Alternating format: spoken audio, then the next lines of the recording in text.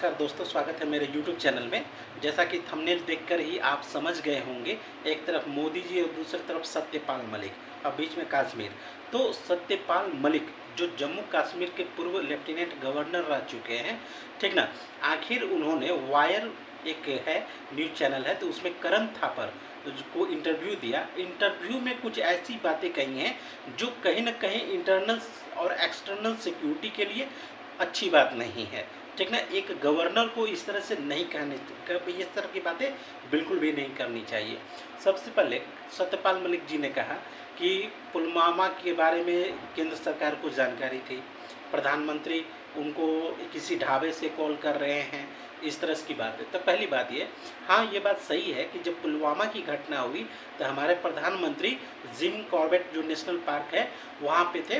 वो bear gills वाली जो मैन वर्सेस वाइल्ड जो प्रोग्राम है उसकी शूटिंग हो रही थी, ठीक ना। वो वहाँ पे थे, उनको वहाँ पे थे। इस चीज़ को मैं भी स्वीकार करता हूँ, दुनिया भी जानती है। लेकिन ये कहना कि वहाँ के किसी ढाबे से प्रधानमंत्री ने फिर वापस इनको सत्यपाल मलिक जी को कॉल किया, यह गलत है। क्योंकि प्रधानमंत्री के पास, ठीक ना, एसपीजी पूरी कमांडोज होते हैं, और एसपीजी जो स्पेशल प्रोटेक्शन ग्रुप वाले कमांडो होते हैं पूरी तरह से जीपीएस सुविधाओं से लैस होते हैं।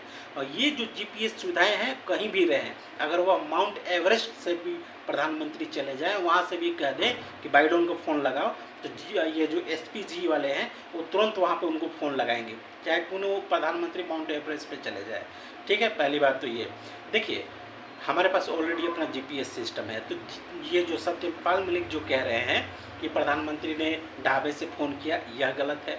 दूसरा, सत्यपाल मलिक का कहना है कि पुलवामा हमले की प्रधानमंत्री को जानकारी थी, ये भी गलत है, ठीक ना। दरअसल सत्यपाल मलिक ऐसे लेफ्टिनेंट गवर्नर रहे हैं कश्मीर के जो अपने राजभवन तक सीमित रहे हैं, राजभवन के बाहर कभी कदम नहीं रखा, आम कश्मीरियों से कभी मिले नहीं, सिर्फ राजभवन में रहे हैं, ठाट से ऐश किए हैं, वहीं से जो निर्णय है वो चीज़ अपना दिए हैं। इसीलिए इसीलिए जब केंद्र सरकार ने जम्मू कश्मीर में ये धारा 370 और आर्टिकल 35A को हटाई थी, तो कश्मीर के जितने भी अर्धसैनिक बल हैं और जितने भी सुरक्षा बल हैं, जितने भी आरआर वाले हैं, इनके सभी कोर कमांडर को ये पता था। सब कश्मीर में स्थित जितने भी कोर कमांडर्स थे उनको ये पता था कि केंद्र सरकार जो है 370 धारा हटा रही है, और साथ ही साथ अनुच्छेद जो आर्टिकल 35 पे है उसको हटा रही है। इनको सबको पता था, लेकिन सत्यपाल मलिक को पता नहीं था।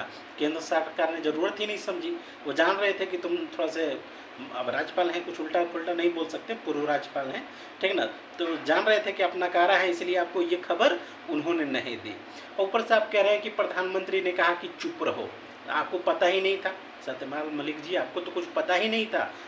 अब आप जैसे मतलब क्या बोले, अब नकारा टाइप के लोगों को गवर्नर बना दिया, ठीक ना। और आपको हर चीज़ क्यों शेयर करें, आपको बर्दाश्त ही नहीं होता कोई चीज़। कश्मीर में आपने फिर ये कहा कि सेना जो है वो सड़क मार्ग से जा रही थी, एयर से चली जाती। लेफ्टिनेंट गवर्नर की इतनी औकात नहीं होती है, आप कह रहे हैं कि हम तुरंत हवाई जहाज उपलब्ध करा देते।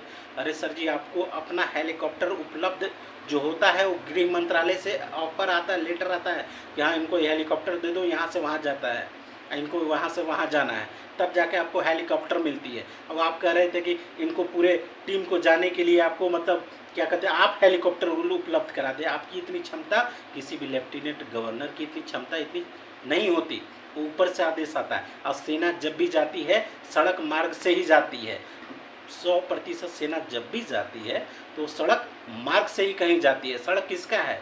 हमारे देश का है, हमारे जवानों का है। सड़क पे जवान नहीं चलेगा तो कौन चलेगा? टेररिस्ट चलेगा। सिंपल सी बात है, सड़क पे तो जवान ही चलेगा। कॉन्वे को भी जाता है, ठीक ना, सड़क मार्ग से जाता है, या फिर आप देखेंगे ट्रेन से जाता है।